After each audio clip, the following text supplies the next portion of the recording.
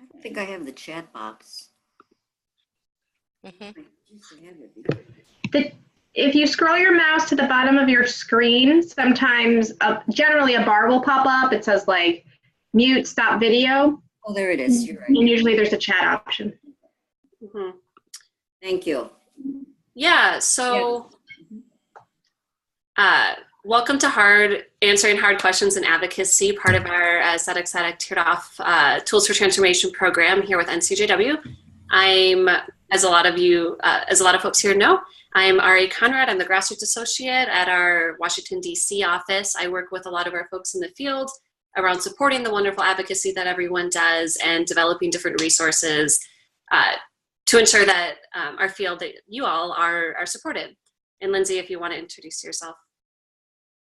Hi, good evening, I guess, for everyone. I'm Lee Morris. I work very closely with Ari and doing similar work, supporting our grassroots.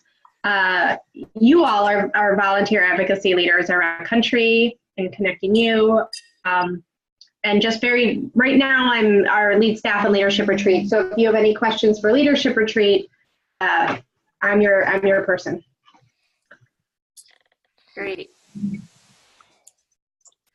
So as I said before, in the chat box, I think a lot of us know each other. So, but let's go around and do quick introductions anyway. There's only a few of us of your name, one section, and if you have it on the top of your head, one hard question that's come up in your advocacy work. That could be something that you were asked in a lobby visit. It could be something you were asked in a coalition meeting or in a section meeting or in a one-on-one, but what's some things that have come up? I don't know. Bobby comes up first on my screen. What's that? Yeah, well, if we just want to do introductions. If you're not coming up with a question right now, totally fine. But if we just want to. Yeah, I'm drawing a blank on the question at the moment. I'm sure something will pop up later. But yeah, I'm Bobby Cohen. I'm the Texas SBA, and I'm a member of Greater Houston Section. Hi, I'm Maria Medina from Illinois, the North Shore, the Chicago North Shore section. I'm currently on the board, and I'm also a committee member of SPA. Oh, and I thought of a question. I haven't been asked that question, but we recently had wanted to schedule a meeting with one of our reps. And someone said, well, what happens if he's not answering our question or not committing to doing one thing or the other? How do you diplomatically keep pushing the public official? So if he doesn't answer the question? Yes. Okay. So I'm trying to see who. Oh, Jill. Jill, you got to introduce yourself. Okay, I'm Jill, co-SPA for Illinois, Chicago North Shore. And I can't think of a question off the top of my head, but I'm sure as we go through, something will come up. Hi, I'm Felice. I have one now that came to mind after Maria's. What happens when you are meeting with a rep and you catch them in an outright lie? In other words, they play fast and loose with statistics or the truth or whatever, and you know that what they're saying is absolutely not correct. That's good, Bobby. Okay. Hi, I'm Felice Joyce. I'm from St. Louis section, and I'm a member of the advocacy committee. And I cannot think of a question, but I like that one about the lie. I'm not the only one that's been lied to. Well, or what happens when they say they'll get back to you and they don't? And a hard question can come up during just a meeting with your NCJW members as well. It doesn't think about hard questions that come up during your committee meetings or board meetings too.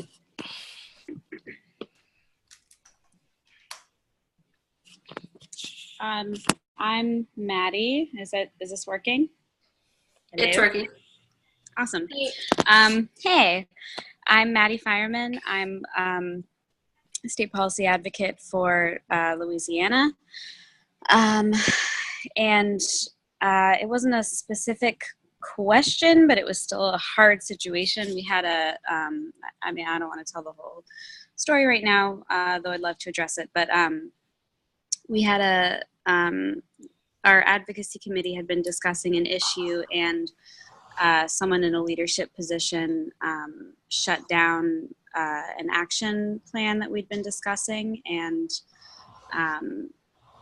two of the people that are on my advocacy committee, for whom I'm, technically superior, even though we're all volunteers, asked me, do they have the authority to do this? Why did they do this? And I just didn't know what to say or how to sort of stand up to somebody who's on my side, I guess. Mm-hmm. Yeah. Do we have everyone? I think so. So first I'll say is like when these hard questions come up, as we know, like they come up all of the time in our work. And so like kind of going back into like some of the things that people talked about, what happens when a rep doesn't answer our question and what happens when you catch them in a lie.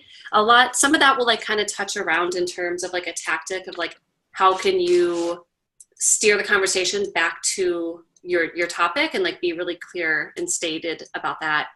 And how to like respond to someone when the conversation is getting derailed. Like, what do you do? They're in a lie. Like, how do you get it back to what you want to talk about? With a leader shutting down a plan, I think it's definitely applicable in terms of like, how do we motivate people to action? Like, what does that look like when we know that they agree with us, when their values are with us, but their actions aren't necessarily in acting in accord with what their stated values are. So what we're going to talk about is the context of the training and the different types of like hard questions that we come across. Then we're going to talk about 3 specific different models. First is the AAR model. We'll get more into these later, but I want to give everyone kind of a roadmap. Then we'll talk about like whataboutism, which I'm sure we all know that's the what about blank. And then we'll talk in the feel, felt, found model. After that, we're going to practice and do some role playing a little bit, and then we'll wrap up and close. So the types of hard questions, like as like kind of already brought up, is the first type is honest yet still really difficult. So a lot of those questions can not necessarily come from someone, they can come from someone who agrees with you. They can also come from folks who don't necessarily see eye to eye with NCJW or align with us, but they're like, they can be honest questions. They're just like hard, they're difficult. They kind of take you aback and you stumble and you're like, well, I don't really know how to address that, but I can see that you're sincere. The second type is really insincere questions that are intended to derail. And I'm sure we're all like quite familiar with those types of questions of, great, you asked me something that had literally nothing to do with what we were talking about. So then how do we take that question, answer it, and like get back to get back to the topic and get back to the point. And the last type is actions that don't align with values. So going back to a lot of that can kind of come up in our sections when we're talking to folks and we know that they agree with us and they know that they share our values, but they don't really align. And it might be like they're afraid to take action, or they don't see the point of it, or they're just jaded, a lot of different reasons, but kind of how do we empathize with that and build off that to get them to a place where they want to take action. So across all of them, some of them will be more applicable to different types than others, of course, but some best practices just in general for like engaging people or engaging questions in moving any sort of really the conversation forward. Being vulnerable and honest. So a lot of those, and using personal stories. So a lot of those go hand in hand. What we mean by them is you never want to lie in a question. I'm sure like we all know this, but it's like it's okay to say, I don't know the answer right now. I'm going to go figure it out and get back to you. Or like, I don't know the answer. That's not what I'm here to talk to you about. It's okay to just like be honest about it. But I think just being upfront and like being vulnerable. So like when necessary, when it's appropriate, of like sharing personal stories of saying like, I want you to have a conversation with me. I want you to continue engaging in this conversation that we're having or in this panel that we're having. and I'm going to demonstrate a little bit of vulnerability so that you'll also meet that vulnerability and demonstrate it, because people tend to mirror each other. So if you're vulnerable, they'll often be vulnerable. Being patient with people. So what I mean by that is not that you are eternally patient when you are talking to someone who is just being outright rude. Like, you can tell kind of like when it's appropriate for that patience to end. But like, when you're having a question, they ask you a hard question, especially if it's coming from a sincere place where they don't necessarily align, just being patient with them and taking that step back to be like, you know, I answered your question. That's not what we're here to talk about. I want to talk about this other thing. But then giving them the chance to kind of like come back from that, the chance to like go back into whatever the spaces that you were previously in, which goes along with, of course, showing respect and acknowledging conflict. With acknowledging conflict, the thought behind that is it's not helpful to anyone to acknowledge that there's a disagreement. It's often pretty clear when two people disagree. So just acknowledging, you know, I see that we are not seeing eye to eye. Let's figure it out and move forward. And appealing to values, we'll talk a little bit more in the last one when it's the feel, felt, found models, but trying to like, if it's possible to like connect with their values, if there's like some overlap that you have there of connecting to your values, to then answer their question and move forward. So a lot of these are very general. They're not going to apply to every situation and every question every single time, but just some general best practices. So the first one, the AAR model. So that is a model that you would frequently use with that first type of question. When someone asks you a question, they're being sincere, they're being honest, they might not necessarily agree with you, but there's like something there that like they're asking this because like it's something that matters to them. So how do you, but it's not necessarily like on topic, or it might be, but like, you know, like it's just like a difficult question to sit with. So this model works essentially by the first step of acknowledging that they've asked you a question. So like demonstrate that you understand where they're coming from. You can see what their concern is. And like beyond just, I hear that you asked me a question, but like, I hear that you're really concerned about like children's welfare. I hear that you're really concerned about having safe communities, or I hear like whatever it is that they're bringing up in their question. Of like trying to connect with them and demonstrate that empathy and demonstrate that shared value, answering their question, and your answer might be contrary to whatever they asked, and that's totally okay. But just giving them a factual, straightforward, and short answer, typically not loaded with like a lot of history or facts or statistics, but just here's the answer. And then going into your redirect of like really refocusing back to the main point of your conversation. So if it was a question that was off topic, refocusing back to your topic. If it was a question that was on topic, but like difficult, of like reposing your question to like refocus it back around what you were talking about.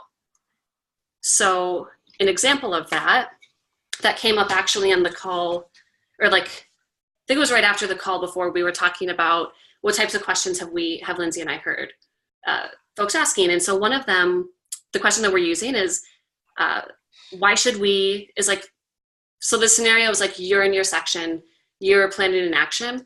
Someone in your section says, why should we work with Black Lives Matter when we don't agree with them on every single issue, when our platforms don't align? That's a difficult question to sit with, right? I think we've all come across like similar questions with similar different types of groups. Mm-hmm. A response would be, the acknowledge for that question would be, I hear that you're really concerned about like building community, and the best way to build like more like progressive communities. As an NCJW member, I'm also really concerned, like I also like have a lot of stake in building strong communities and having solid advocacy. However, Black Lives Matter is a decentralized organization that doesn't necessarily have a national platform, but they tend to operate very regionally within their local cities and have very different platforms that respond to the needs of that city. And then the redirect could be like refocusing back to the point. If we don't build a relationship with Black Lives Matter now, how will we be able to incorporate the Black community in our work within NCJW? How will we build that relationship? So that's one example. How are folks thinking or like feeling about this? Or do you have do you have any examples like from your own advocacy of like when like those types of questions have come up? Sincere yet difficult.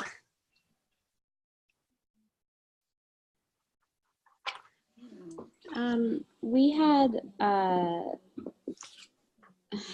okay. Well, okay, I'm gonna pose this. It wasn't really a question, but it was a statement that needed to be addressed. And that kind of halted the conversation moved forward, but it halted it just for a little bit. But we'd been having a discussion about an incident that happened in New Orleans having to do with BDS, and we were discussing, possibly doing some sort of outreach or sit down with Jews who were for BDS, and one person in our group said something like, well, if we're doing that, I'm not going to show up. I don't know if that's applicable or if that's a whole different thing. Yeah. And that raises a really great point. Sometimes like these types of things that you could use this model to respond to, like they're not actually questions, it's statements like that. So like, how do you engage that? I'm curious if anyone has any ideas of how we could use this acknowledge, answer, and redirect model to respond to, well, then I'm just not going to come if there's going to be pro-BDS Jews there. Mm-hmm. If anyone wants to take a stab at it. I mean, I think I can start to answer my own. Yeah. I think that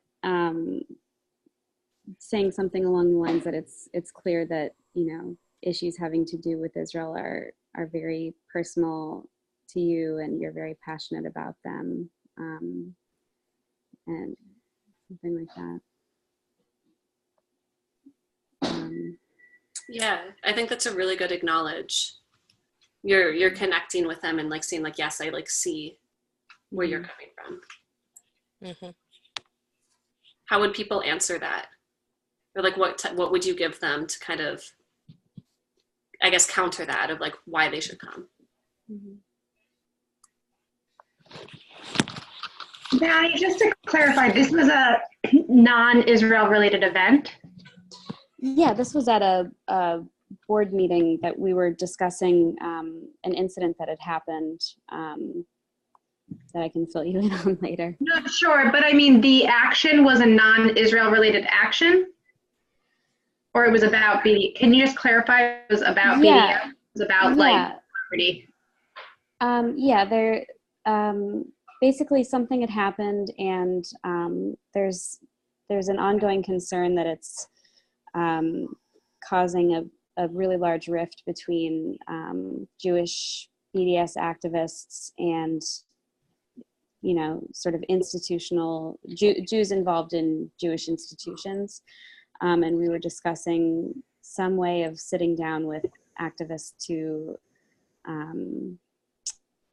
maybe talk about Israel, but more just sort of reconcile that we're on the same side, just because there was a lot of there was tension and disdain, I think, for on both sides of the other side. It was just causing a fissure, and also, I mean,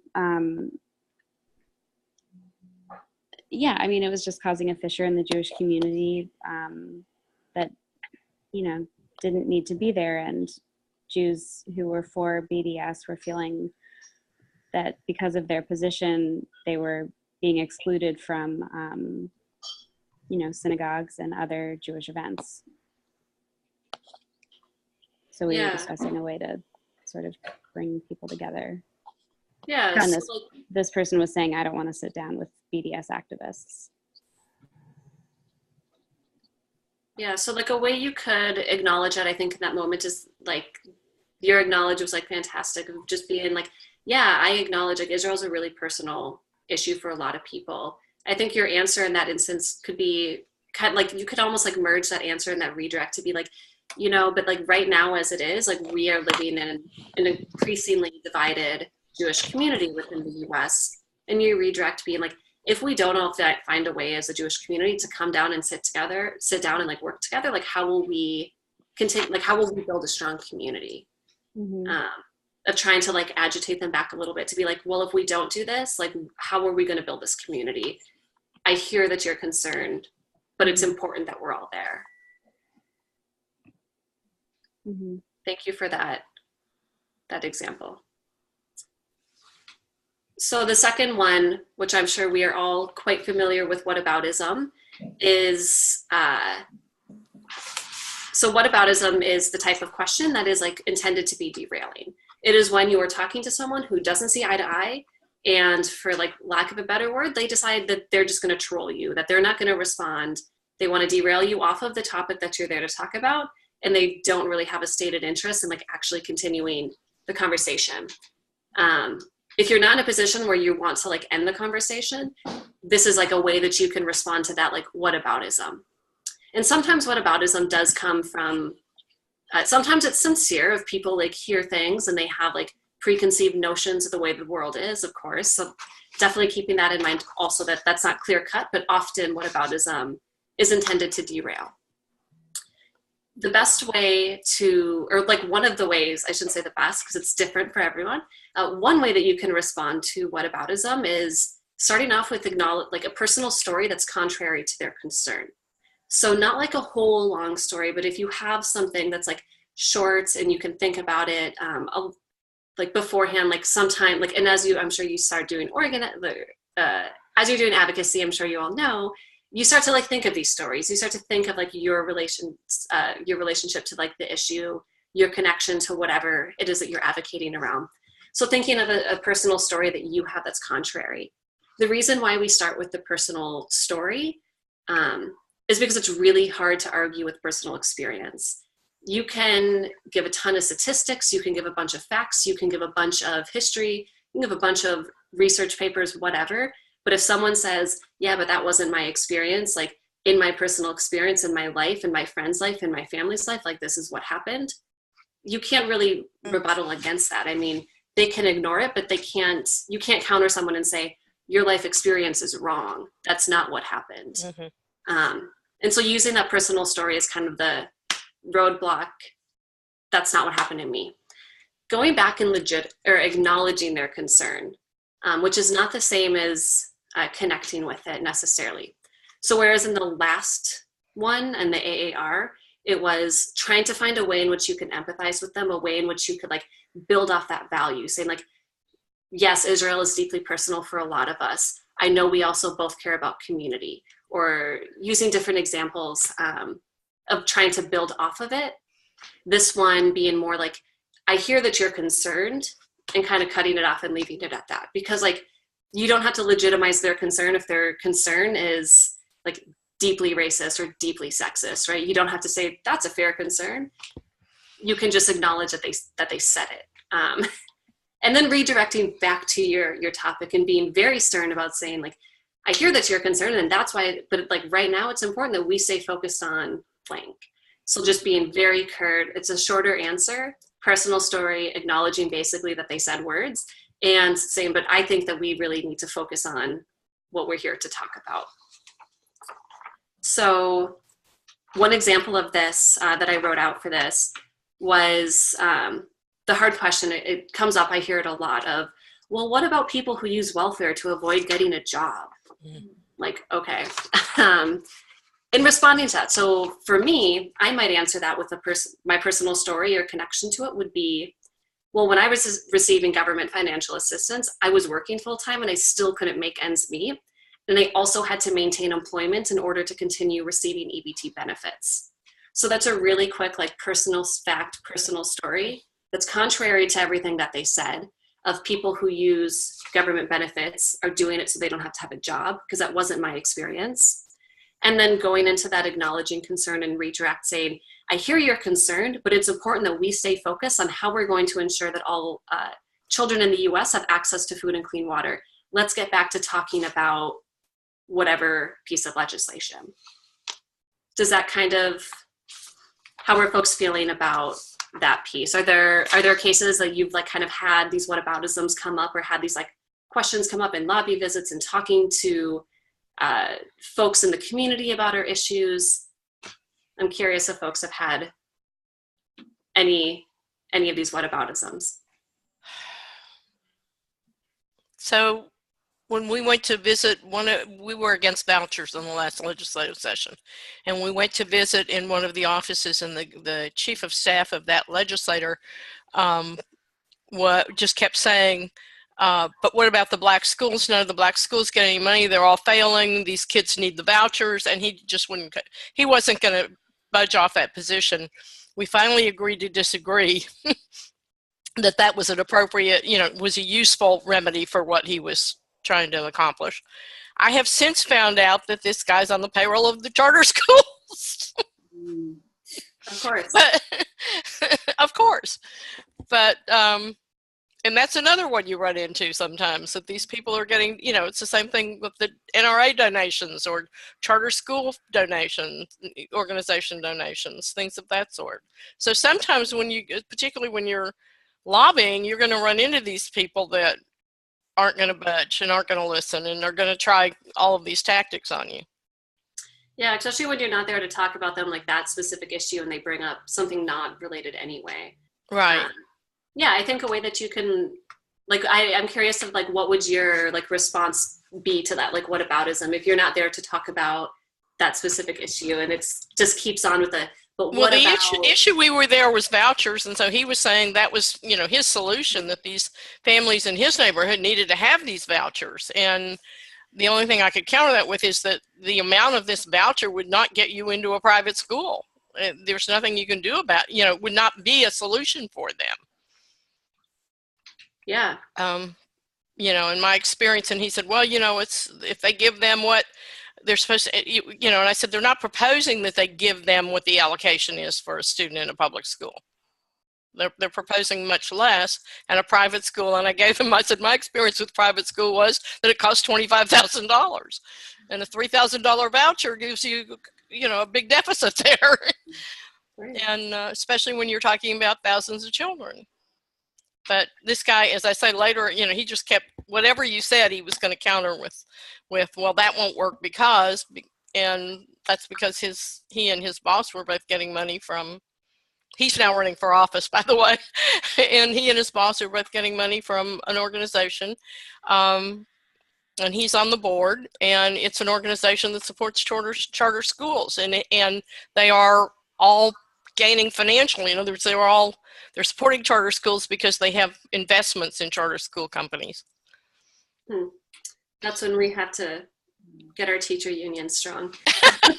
Right. But exactly. No, but that brings up a really great point too, that with this whataboutism, if people are bringing up this type of question because they want to derail, it's totally fair, when you're having that conversation, to respond back and forth a few times, but you can tell when you're getting to the point where they're not going to listen. Right. They just want to troll you. They don't want to have a conversation. And then it sounds like you decided at that point that you were just going to agree to disagree, because at some point, what I finally did. Mm-hmm. Right. Because at some point, you're not going to be able to get someone back on topic if they are determined to derail the conversation. And so unfortunately, as we all know, folks like that, not everyone wants to come to the table and have an honest and sincere conversation. But for the folks who, in my experience, a lot of whataboutism comes from folks who don't see eye to eye with me. And they bring up these whataboutisms as attempt to derail, but they're also things that they really believe, because they believe they've been really they've been socialized in all of our systems, that they are actually concerned about some of these kind of miscellaneous things that they bring up into. So it's not necessarily that they don't believe it. It can be problematic, it can be racist, it can be sexist, it can be transphobic, but for whatever reason, they believe that. And so it's responding back to them and trying to get them back on point to have the conversation that you're there with them to have, so you don't go down every miscellaneous path that they kind of bring up when shooting questions at you.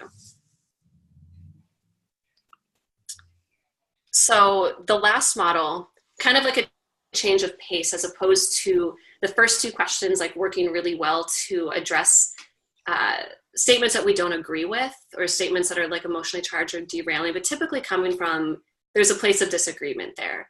Feel, felt, found is kind of the opposite of that. That is the question that can be used when you're talking to someone who you do agree with.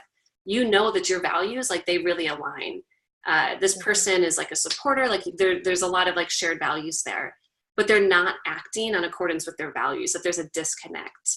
And so using feel, felt, found to kind of empathize with them, be like, yes, we have the same values. I have also like felt whatever, wherever you're at, and I've changed my perspective, and this is why. And the first step of that is demonstrating that empathy, of saying like, I hear that, like, this is where you're at. I'm going to empathize. I'm going to make a connection. I'm going to build off of our shared values. We both believe the same thing, of really recognizing where they're coming from. And then sharing, the felt is sharing when you have felt something similar to that.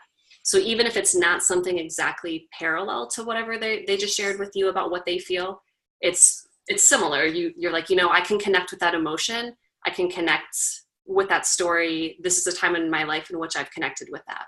And found is sharing how you've changed on the contrary to whatever their objection was. So this question, our example question, comes from Caroline, who oversees all of our courts work in the US. And the question she gave us was, when a leader is talking to a member, trying to get them engaged in organizing around the courts, and the person says, why should we bother doing anything with the courts? We don't vote for judges anyway. Hard question. Has that come up? No, we do vote for judges in New Orleans. That's it. Anyway. But like, even like federally, like why organize Federal, yeah. kind of a thing. And so the feel with that, your response could be, you know, I get that. Sometimes the courts feel really removed from our lives. Our felt, in fact, I was even hesitant to get involved around organizing around the courts when I first joined NCJW. Our found, that sharing that story about how that's contrary to their objection, I have found that by educating the public and talking to our senators, we can have a huge impact on judicial nominations and really shape what our court system looks like. So kind of like turning it on to say, like, I see what you're saying. I empathize with it. I feel that. I have felt that way too. I have found that I have grown since then, and this is how. And so the example I wrote down that Maddie gave at the beginning with the board, here it is, of a leader shutting down the action plan and then asking, like, does this person have the authority to do it? I think you could use something similar to say, like I feel what you're saying, like, I feel like what, I don't have like all of the details, of course, but like empathizing and connecting to be like, I hear what you're saying. Like, I also feel like frustrated with this. I have like felt this way before, but like, I have found that like, if we come together, if we organize and like sit down and have a conversation, we can really move things forward and get things back on track. And so trying to like pull people in, as opposed to saying like, as opposed to pointing on the contrary to like push them out, you're trying to like pull them in and get them motivated to continue engaging and to continue working with you. And again, I'm curious when folks have had situations in which something like this would be relevant, or like when this kind of answer would come up in your work.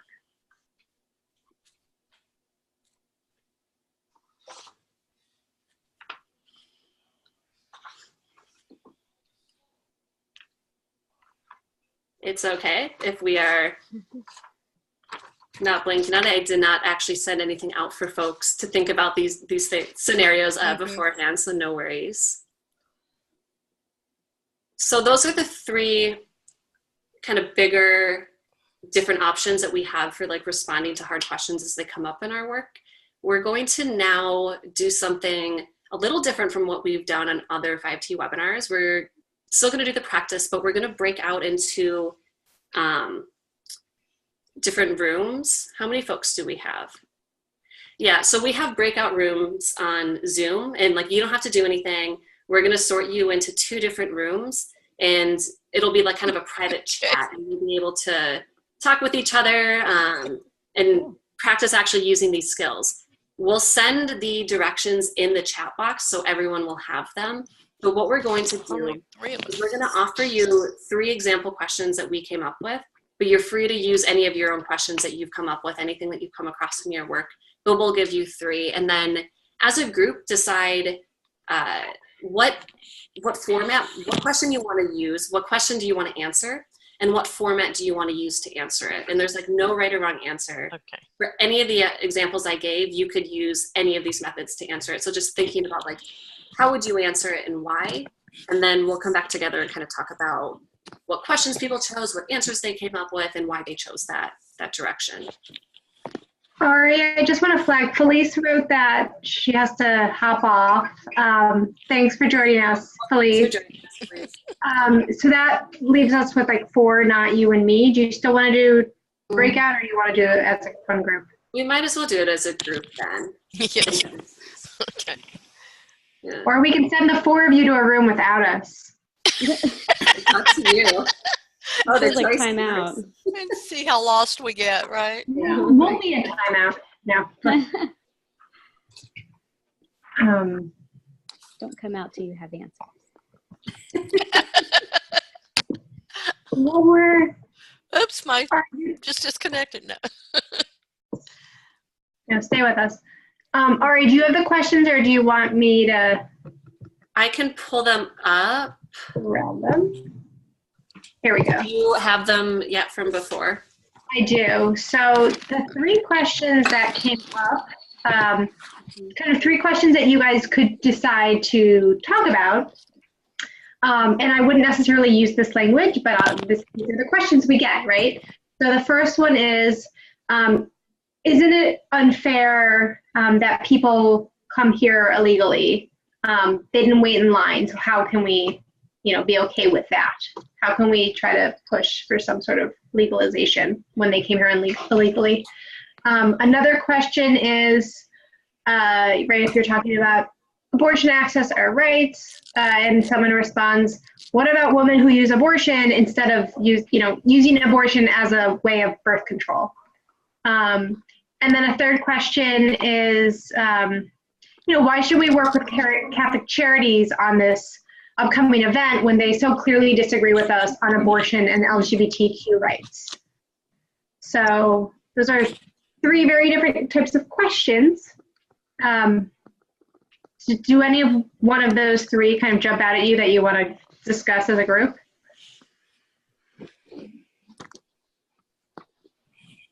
I'd be interested in discussing the last one about Catholic Charities.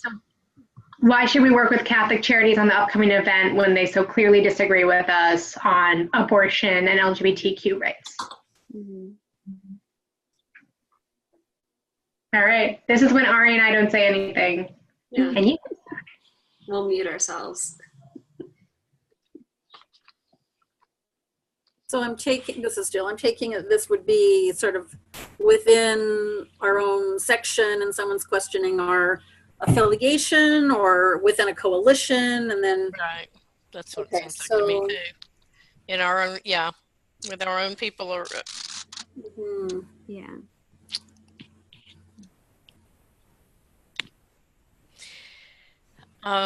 This is, I have thoughts percolating around. They're not very articulate at the moment, though.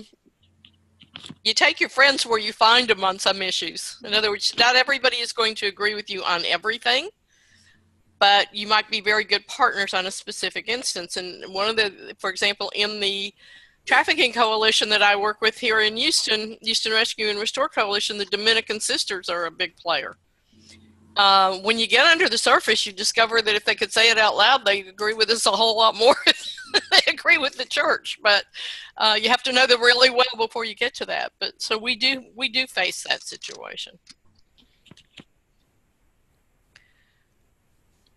Mm-hmm.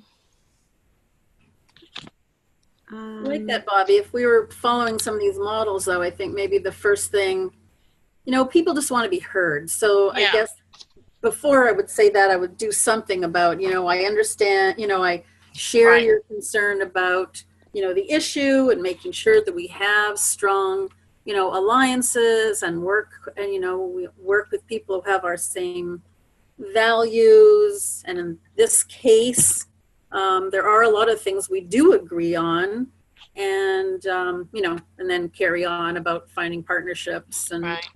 and finding as many friends as we can. Right.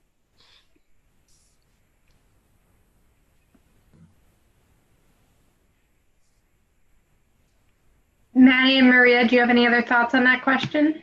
Yeah, I'm just, sorry, I'm just reading through the models. Hold on. Yeah, and I copy and pasted them quick. They didn't turn out super well into the chat. Just Right. Yeah. And if you were dealing with a real life situation, you'd have more information than just working with Catholic Charities. It would be on a specific thing, so you could reference the fact that this particular event is so important to this population here that we serve, and that Catholic Charities does agree with us on that particular issue. And it's really, like immigration, for example, is one of those. That it's really important here that we support the Dreamers and that we help them, and that we get as many people as we can to this event to support this issue. So sometimes we have to work with people we may not agree with on other issues, but this is what we're really focused on right now, and this is so important. We'll try to keep it on that.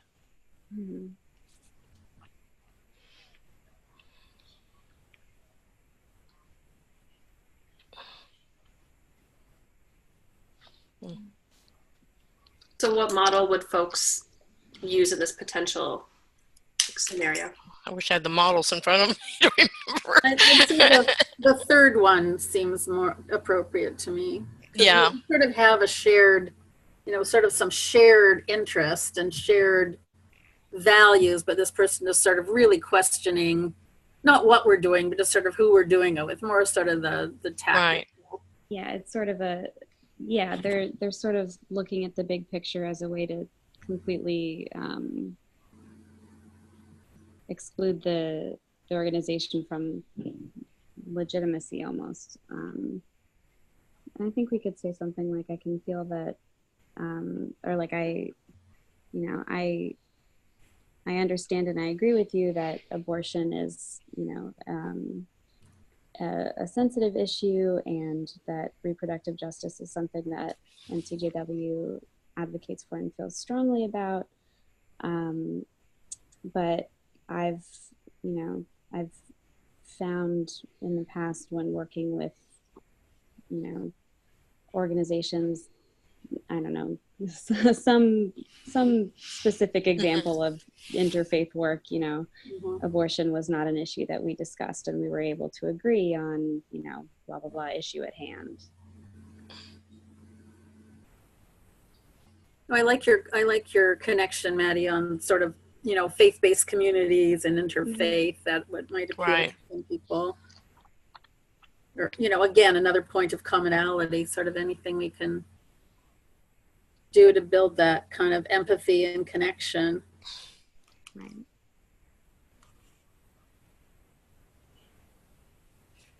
Yeah, I think that those are all really great responses. I'm curious if we want to do a second question, or if folks are feeling like you kind of got it. We can wrap up early, certainly, but I'll leave that up to you if we want to work through a second question. Well, I do. Actually, both of the other questions are interesting to me, because to me, they're more about this sort of whataboutism. And I must admit that in my sheltered world, abortion, I don't always have relevant personal stories. And I know that means that all the more that we need to work in coalitions and have some of the right people in the room when we're having these conversations, people for whom these are personal issues. Yeah.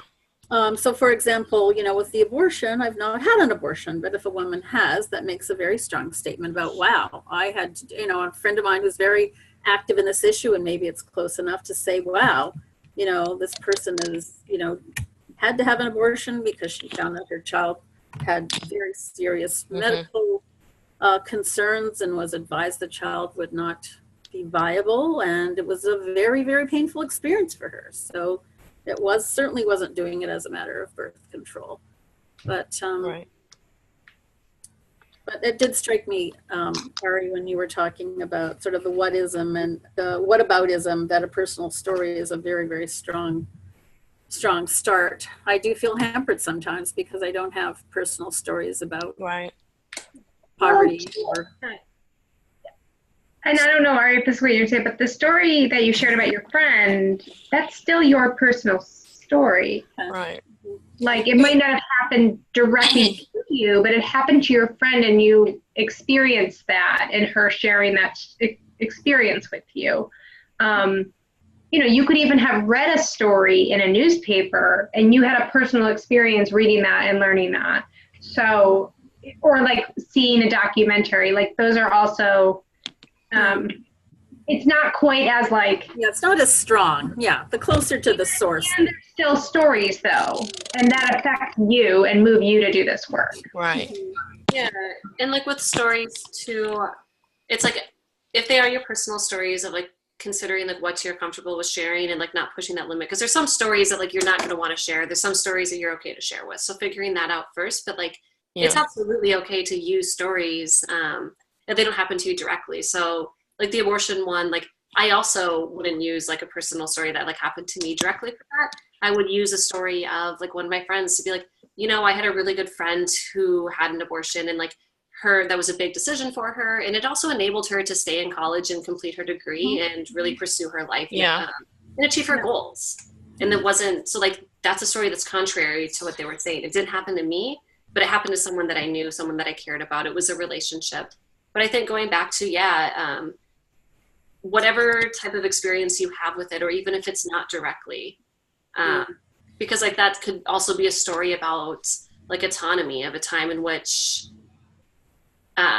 like there's a lot of ways that you could like kind of pull around that to figure out like what is your connection. I know something Lindsay mentioned in the first one was like as we're going like into lobby visits or like as like things come up of like thinking about like what types of topics might come up, what types of questions, and like what types of stories do you have that you're okay with sharing that can connect with that topic, and that will come more naturally of figuring out kind of what you want to share. But I think, I mean, everyone has a connection because we're doing this work because it means something to us. So Ari, I've always been afraid of I have a personal rub with somebody who needed a medically necessary abortion pre-Roe v. Wade, believe it or not, and we wound up having to find her, and it could be done, but a safe illegal abortion at the time. I'm very reluctant to go down the road of saying my friend needed this medically necessary abortion, or she probably would have died if she tried to carry to term, because I don't want them to go down the rabbit hole of, well, medically necessary, we understand, but you know, then there's these other people that just use it as birth control. I'm not sure it addresses that question in a way that won't get me in more trouble. I kind of like your story better. And I do know someone in that situation as well. Well, I think your story could do that as well, because you could say like, my friend needed an abortion, like it had to happen like in that moment. Just like really like kind of shedding, like breaking that myth of like these like evil women who are walking around getting abortions instead of using birth control. Cause like nobody's doing that. That's like not at all effective. Like, and actually hers, that it almost applies to that, because she had a kidney problem. They couldn't give her the medication that she needed to cure it because she was pregnant, but she couldn't have an abortion because it was illegal. And so we found somebody finally that would, you know, we found a solution. I'll just, without going into it, an illegal solution. Yeah. But she went on then to marry the guy, you know, that she was saying, finish college, you know, and have a couple kids. So, which she wouldn't have been able to do had she basically died from a pregnancy. Yeah, I mean, I think that's a really powerful story that you have. And like, if they go down that rabbit hole of like, what is medically necessary, of being like, listen, like in this case, this was necessary for my friend, like my friends, because the point of you sharing that story is to illustrate that you have a personal connection to someone who had an abortion, who didn't use it as birth control. That like no one is going and like saying like, you know what, I'm actually gonna like forego filling out my birth control prescription this month. Instead, I'm just gonna go get an abortion. Right. No one's doing that. And so it's like, how do we illustrate that? How do we share a story or share a connection to kind of put like faces to those names? Because otherwise there's the tendency to want to use like a lot of statistics and like findings and like research and like all this stuff to like convince people. But I mean, when's the last time that someone showed you a statistic and you were like, my worldview has totally shifted? Right. If if I can add something, just because I can't resist not chiming in when it has to do with reproductive justice, but in that case, I mean, you could, if somebody said, well, in that case it's necessary, but it shouldn't be allowed for those folks who do what we know that they don't Right. do, which is have abortions instead of birth control. You could say something like, well, if we allow them to outlaw one type of abortion, then they're going to find a reason to outlaw every type of abortion, and we're going to be right back where my friend was, looking for having to get an illegal abortion and almost dying, and we don't want that either. Mm-hmm.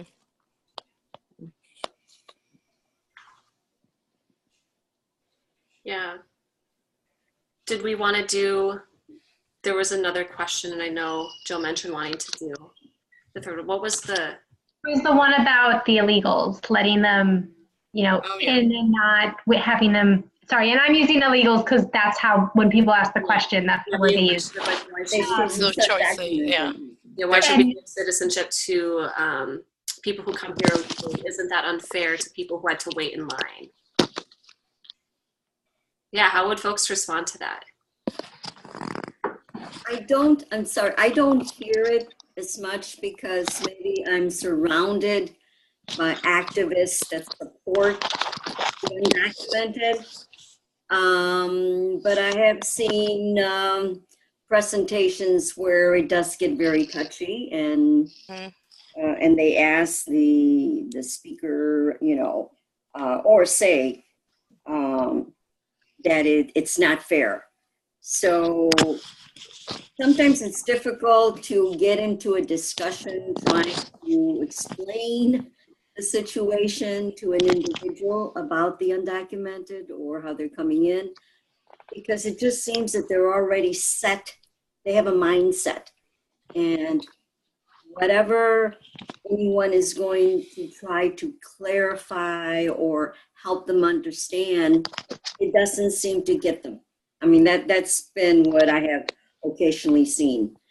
It's a very sensitive, difficult situation, but if they're already their mind is already set, no, we shouldn't accept them, they're here illegally, we should send them back, they don't pay any taxes, but at the same time, they don't fully understand the economic situation where they are. Their paycheck is being deducted for Social Security, etc. So it can get touchy. I don't know how others feel, but it's and sometimes, like I said, rather than try to explain to them, I will do a little bit of explaining, but then it's difficult to get them to admit that they are not understanding the situation. Well, I think that in some cases, I mean, it's always good to try, as much as your anger level will let you discuss this kind of thing with them. But when it gets too hard, you just take a deep breath and say, I think we're going to have to agree to disagree. I use that one. You're right. And that's what I'm saying. I just basically just ease off softly. Yeah. And you basically come down to say, well, that's your understanding, that's your opinion. Yeah. But I wish there was a way to have these individuals fully understand the economic situation of these undocumented folks that come into the country. Yeah. So and I think it's all, from coming from all over the world, to have more empathy in what they're seeing and hearing, the refugees also. I think that having conversations with people with differing politics, it's we could talk for a very long time. How I think there's a lot of truth to say that if you're getting to a point where it's just not going anywhere for your own sanity, just be we need to agree to disagree. But I think that you also like, we don't know who else is having conversations and pushing back against these narratives with that person. So anytime you're able to offer a humanizing story that's really contrary to what they're saying, you don't know, like, if that's going to stick with them, how much they're going to think about if someone else is going to follow that up. So don't feel too much pressure to like have to explain it to them to like get them to see it there. But like share something on the contrary. So like educate them a little bit about, like you were saying. Yeah, but sharing stories. Yeah, and sharing stories too. I think one thing that was really important for me to learn was like people don't vote and they don't change their opinions based on like facts and statistics and information. They base it off of like what they feel in their heart. There's a saying, people vote with their hearts, not their heads. And so thinking about like, how can we share stories that are really going to reach their heart? And so they might not come around to you, but they might come around to someone else. And so like with this specific example, I might share a story and be like, you know what, actually, I have a lot of friends who are undocumented who are really close with me. And that has not been my experience. Like that has not been my experience. Like sharing like a story that's like contrary, like for me, I'd have to think a little bit with me about like what story I would feel comfortable sharing, but like trying to do something that's humanizing, that's sharing a story. Like I might share a story about my like Jewish grandmother and great aunt who came to the US to flee a country and like what that was like for them to be able to come here and the resources they were able to access. And also the fact that like they came here legally and they still are not offended. Like they don't feel any like, well, why don't they have to wait in line? Like that's not a stigma that people carry who came here, like who have immigrated typically. And so kind of like trying to like poke holes and poke narratives in their idea and like give them other narratives to be like, well, actually, funny you should say the people who came here legally are going to be upset with undocumented folks because my grandmother came here legally and she's fine with them. Right. And I've heard stories like that too. Well, I mean, I came here legally and it wasn't easy. That's right. And you can talk about your story too. So we do have personal stories, but I have been quite dismayed, not to get off topic, but I have heard from legal, that's actually who I've heard this mostly from, are some groups of legal immigrants who are the most adamant about undocumented immigrants. It's very disturbing to me. Really? Yeah. I know I think one of the other truths that I learned that I didn't know is for some people, they can't actually get in line. Like they've stopped. So this is, I think, Ari, this is your first, the AAR, and you add a fact that like in a lot of countries, people, like the waiting list is 10 years long and they cut it off so people can't actually go in line. Yeah. And so that's a fact that people don't know. It's not just like sign up, get in line, you're in the country in a year. And for other people, they came here legally and, something didn't work out in the process and they lost their status. Yeah. And they've been living here for 10, 20 years. So there's all sorts of kind of like nuances and facts that, Maria, I'm sensing you also have more of those stories and others have to share, that the more, as Ari talked about, the more we can share our, kind of perspective stories that are influencing us, the more we can help shape kind of the knowledge that individuals have on the issue. I think it's also there's a tactic that wasn't discussed here, but that I've used for different discussions. And it's like when you're having these discussions and you want to bring in, another point, you say like, well, it's important to remember that, immigration isn't always a line. Sometimes there are extenuating circumstances and refugees are let in, for this reason or this reason. And I think when you say it's important to understand, it sort of makes the person think like, oh, yeah, I knew that too. Or it's important to remember that blah, blah, blah. It's like, oh, I remember that.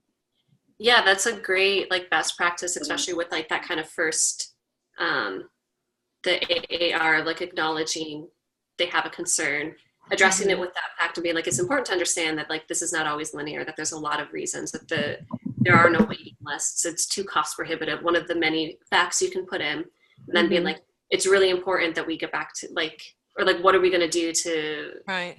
Redirecting that back. Right.